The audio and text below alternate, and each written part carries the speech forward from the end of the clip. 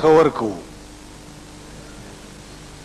لوی څو جرګې په پېښور کوو، بیا به سم گزار په ستمګر کوو. څو لوی جرګې په پېښور کوو، بیا به سم گزار په ستمګر کوو. ټک به په اټک وي، ټک به د ټوپک وي په اټک باندې، ټک به د ټوپک وي په اټک باندې. دغه شر ماشر لا یو اشر کوو، پولې به معلومې کړو موږ پل په پل. پام به د پالنې د دوتر کوو، او تیر چې شي دا تور شبخون په خور پښتون. تیر چې شي دا تور شبخون په خور پښتون، بیا باچا اختر به په باختر کوو. اوس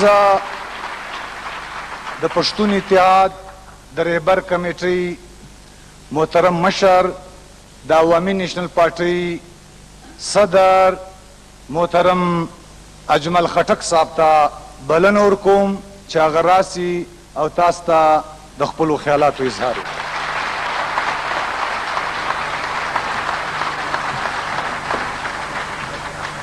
ډیرو ګرانو خوږو او ننګیالو ملګرو، دا نننۍ غونډه په ظاهرو ټکو کې دا ده چې زمونږ شیر علي باچا د هغه څلوېښتي ده. د خوشحال بابا دا اوس قبر چې جوړ دی، دې نه مخکې یو په وښو او په شګو کې پټ قبر و، نو د هغې یو ښځه وه، هغه اوس هم شته، خو په غلطۍ سره هغه د لور حافظې په دغه لګولي ده په قبر. دومره غټه غلطي شوې ده. په هغې یو مې سرلیک وه. نو د باچا د دې څلوېښتۍ په ورځ که مونږ منو که نه منو، د هغه د جدایۍ د مړینې په ورځ په څلوېښتۍ ما ته هغه رایادېږي.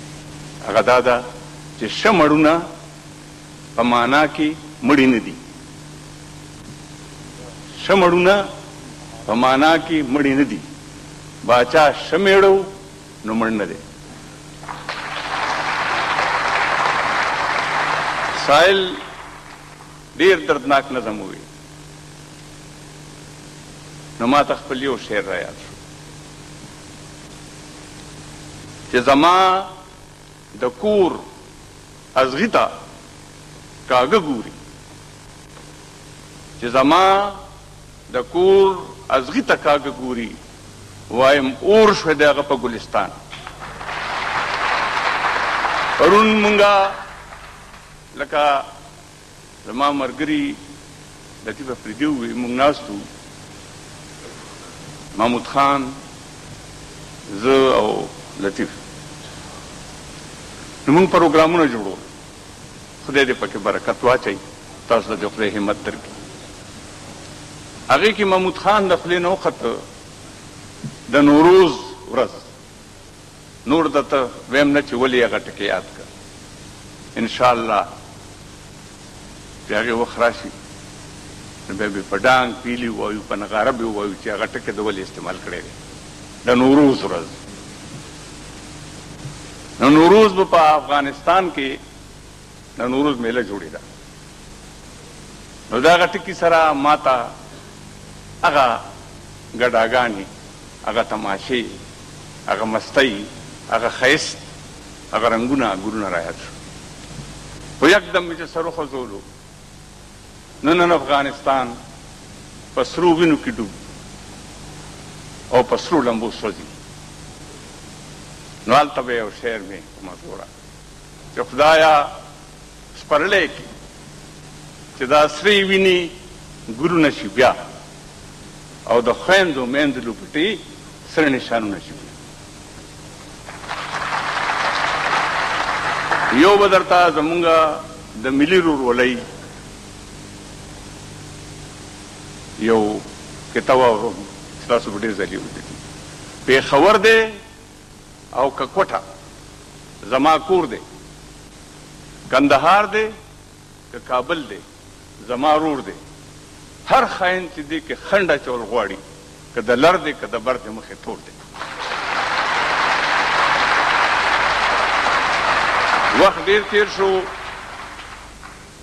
او محمود خان نو به زه خواست کوم چې مفصل خبرې وکړي نو زه به لنډې لنډې خبرې درته وکړم شیر علي باچا زمونږ نه وړاندې په هغه لار تېر شو چې مونږ ټول به پې تېرېږو خو په لاره یې مونږ ته او زمونږ نسلونو ته په لاره یې د خپلو قدمونو خاپې پرېښود کوم خاپي کوم چې زمونږ یقین دی چې خاپې نه دي مشالونه دي ډیوې دي چې زمونږ کاروان به پې خپل ملي هدف ته رسیږي نو دلته هم بیا یو شعر ویمه ډیوې د خپلو وینو بلوو مخکې به ځو منزل به ځلوو لار به وهو مخکې به ځو عزیزانو تکرونه وشول ډېرو درنو د هغه ملګرو ادیبانو شاعرانو د باچا صاحب په شخصیت ژوند فکر مرام ډېرې خوږې خبرې وکړې او هغه ته یې خراج عقیدت پېښ کړو زه حیران یم چې د هغه ډېر خواږه وختونه چې موږ سره تېر شوي ما سره او د هغې ډېر تراخه یادونه نن زما په زړه دماغ پراته دي هغه په کوم الفاظو بیان کړم خو ښه به دا وي چې ما ته د هغه د شخصیت جدوجهد ژوند او مرام دپاره غوره طریقه دا ښکاري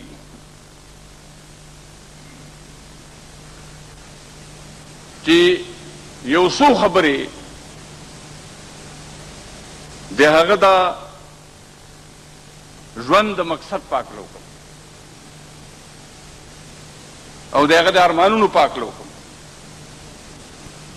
د هغه ارمانونه څه وو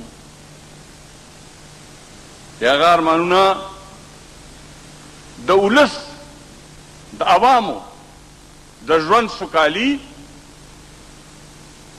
او د خواریکخو د ژوند خوشحالي او د هغې دپاره د پښتنو وحدت او قوت دا د هغه ارمان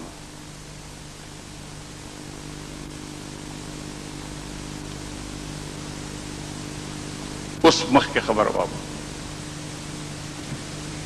زما زړه ذهن او دا زمونږه د ملي ورورولۍ د غونډې نه پس زما زړه او ذهن او چې کوم ماحول دا ورورولي لګیا ده جوړی یو شعر به د سلیم هم درته یاد کړم نن چې په پاکستان کې غوبل دی یو د دشمن دی مخالف دی او یو ولسي غوبل جوړیږي نو سلیم وایي چې دې کې د زلف سور هم شامل دی ګنې دا سور دومره ګور خو نه نن که خیري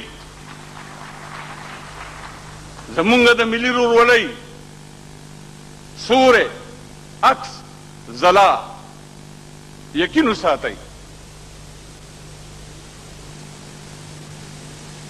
چې هر تاریخ جوړیږي هر حرکت جوړیږي نو دې کې د زلفو سورې هم شامل دی، ګنې دا سورې دومره ګروښه نو.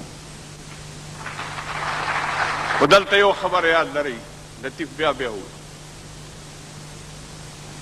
زمونږ ډېرې تجربې وشوې، ډېرې ټکرې مې وخوړې. یاد ولرئ چې زما غوسکې پکې نه سریږي، نه سري. نو که باغ د میوو وي که د ګلونو وي، زما په هېڅ نه، زما هغه باغ پکار دی چې زما غوسکې پکې سري.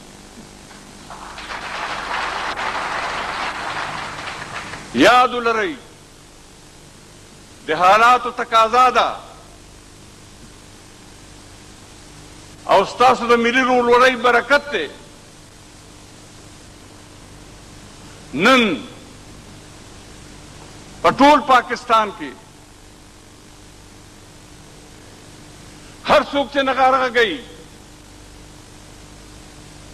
د تحریک د مخکې تګ، نو ډول یې زمونږ په غاړه دی او لرګی ورسره زمونږ د لاس دی. پوه شوئ؟ بغیر زمونږ نه یې شل کولی نه شي. خو یاد ولرئ چې مونږ هم په پردي جنګ کې نور نه ګډېږو، په پردۍ ډولۍ پسې نور نه ګډېږو. کوشش مو دا دی چې په خپل راز جنګ کې نور ګډ کړو. که نه ګډېږو د هغه اختیار دی، که هغه یې نه ګډېږي، مونږ به انشاءالله روان یو او هغه منزل ته برسو چې مونږ ته مشرانو احمدشاه بابا هیواد زمونږ لوی ورورولي داسې تقاضې لري، که د چاړه ښه که بدي، مونږ چې دا ملي ورورولي جوړه کړې ده، دغې منزل دپاره مو جوړه کړې ده، د بل څه دپاره مو نه جوړه کړې.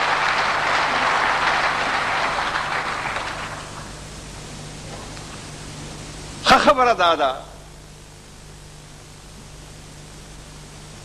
حالاتو کې، د حالاتو په رفتار کې ښه خبره دا ده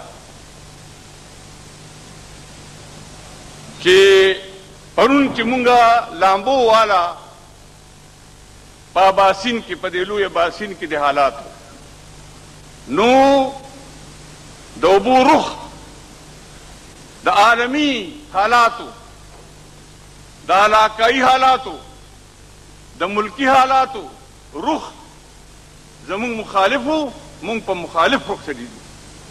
نن یاد ولرئ چې زمونږ د لامبو په رخ ټولې اوبه روانې دي انشاءالله.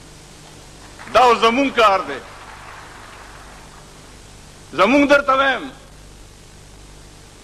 واضح درته وایم، د غني شعر دی، لاس مې به ورکړی وي، پښه مې به ورکړې وي، خو مینه مینه مینه دا ما درکړي بس یو تاله ده. هر څه چې کوو مرکز بیسی، پښتو، پښتونولي، ملي اهداف، نه یریږو نه شرمیږو نه نور انتظار کوو. که په چا بد لګي بد دې ولګي. مونږ دلته هر چرته وایو چې څه وخت ودی کی چې سبا ارمان ني. مونږ خپل ملي هدف ته، خپل هیواد ته روان یو.